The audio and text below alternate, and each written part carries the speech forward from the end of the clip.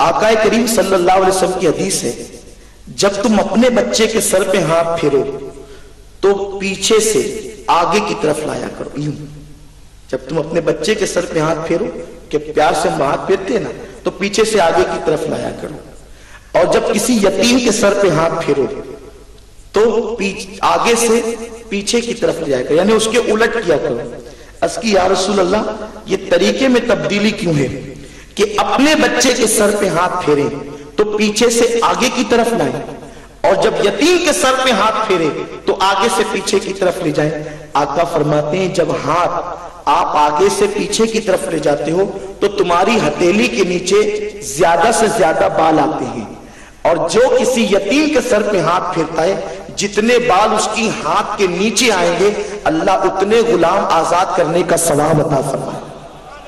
ہم اتنے خود غرض ہو گئے، خود غرضی ہمارے اندر اتنی پیدا ہو گئی، ہم اپنی ضرورت سے زیادہ کسی کی ضرورت کو سمجھتے ہی نہیں، جبکہ اللہ کے حبیب صلی اللہ علیہ وسلم نے فرمایا اس وقت تک تم میں کا کوئی بندہ کامل مومن نہیں ہو سکتا جب تک کہ جو چیز اپنے لیے پسند کرے وہ اپنے مومن بھائی کے لیے پسند نہ کرے۔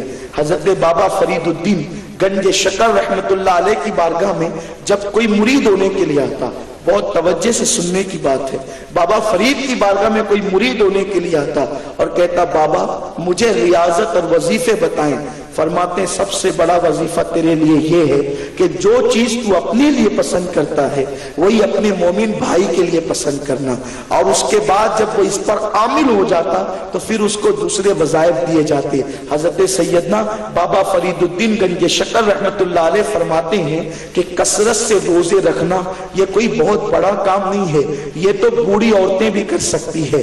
کثرت سے تلاوت قرآن کرنا یہ کوئی بہت بڑا کام نہیں ہے، یہ بوڑھی عورتیں بھی کر سکتی ہے، لیکن سب سے بڑا کام یہ ہے کہ جب کوئی انسان تمہارے پاس آئے تو اس انسان کا احترام کرو اور اس سے اچھے اخلاق سے پیش آؤ۔ فرماتے ہیں ایک لمحہ کسی انسان کے ساتھ اچھے اخلاق سے پیش آنا یہ پوری رات کی نفل عبادت سے بہتر ہے، اور یہ دن کے نفل روزوں سے بہتر ہے، بلکہ ایک انسان کے ساتھ اگر تم اچھے اخلاق سے پیش آتے ہو تو یہ 1 سال کی نفل روزے اور 1 سال کی نفل عبادت سے بہتر ہے۔ بہت بڑا خطاب میں نے جو غریب نواز کا پڑھا تو آپ کو 1 صفحے سے زیادہ کا نہیں ملے، یہ ہے غریب نواز، اور خطابات بھی کیسے دیکھیے، ان کے خطاب کی ایک جھلک دکھاتا ہوں۔ ان کا ایک خطاب ہے جس میں انہوں نے فرمایا کہ سخاوت دریا جیسی ہونی چاہیے، شفقت سورج جیسی ہونی چاہیے،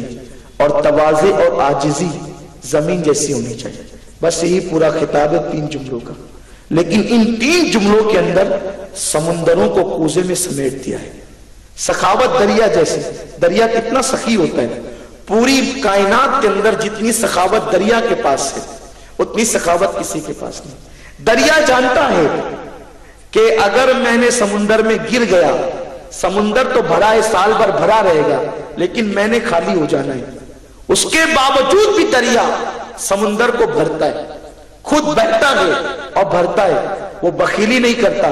دریا کو معلوم ہے، 1000 بار معلوم ہے کہ میں بہ جاؤں گا تو سوکھ جاؤں گا، لیکن وہ جمتا نہیں ہے، بہتا ہے۔ اسی لیے آپ دیکھیں سمندر، توجہ آپ کی، سمندر کبھی سوکھا ہے بولیے نہیں، لیکن آپ کو پتا ہوگا جو سال بھر بھرا رہتا ہے موجیں سمندر میں اٹھتی ہے، دریا میں آپ کبھی موج نہیں دیکھی، کبھی دیکھا؟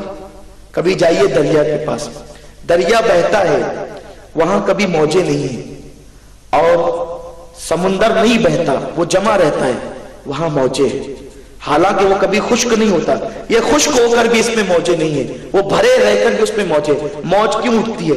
کبھی سمندر کے کنارے کھڑے رہ کر کے دیکھنا، بہت توجہ سے سنیے، غریب نواز کے خطاب پر میں اپنے انداز سے تبصرہ کر رہا ہوں، حالانکہ مجھے کوئی حق نہیں ہے، لیکن اس کی تشریح کر رہا ہوں کہ آپ نے سخاوت دریا کہا، آپ سمندر جیسی بھی کہہ سکتے تھے، دریا جیسی کیوں کہا؟ جو خشک ہو جاتا ہے उस दरिया जैसी सखावत कहा। लेकिन आप कभी समुंदर के किनारे खड़े होकर देखना, मौजें उठती है, फिर गिरती है, फिर उठती है, फिर गिरती है। ये मौजें उठ उठकर गिरती क्यों है? जबकि पानी ये भी है, पानी वो भी है, लेकिन वहां मौज नहीं, यहां मौज है। यहां मौज क्यों है? तो मौज इज़्तिराब की कैफियत का नाम है, मौज बेचैनी की कैफियत का नाम है। मौज उठकर जो गिरती है, यूं लगता है जैसे कोई बेचैन इंसान अपना सर किसी पत्थर पे पटक रहा हो, कोई मुस्तरीब इंसान, कोई गमगीन इंसान अपना सर पटक रहा हो। ये समुंदर सर क्यों पटकता है? तो गोया समुंदर हमें इबरत के माहौल में लेकर के जाना चाहता है। देखो, इतना पानी से भरा हुआ होने के बाद भी मुझे सुकून नहीं है, इसीलिए तो सर पटक रहा हूं। इसलिए सुकून नहीं है कि मेरे अंदर सखावत नहीं है, देना नहीं है, मैं सबसे लेता हूं, किसी को देता नहीं, इसलिए बेचैन और बेकरार हूं। लेकिन दरिया कभी मौज नहीं उठती, सुकून से बहता रहता है।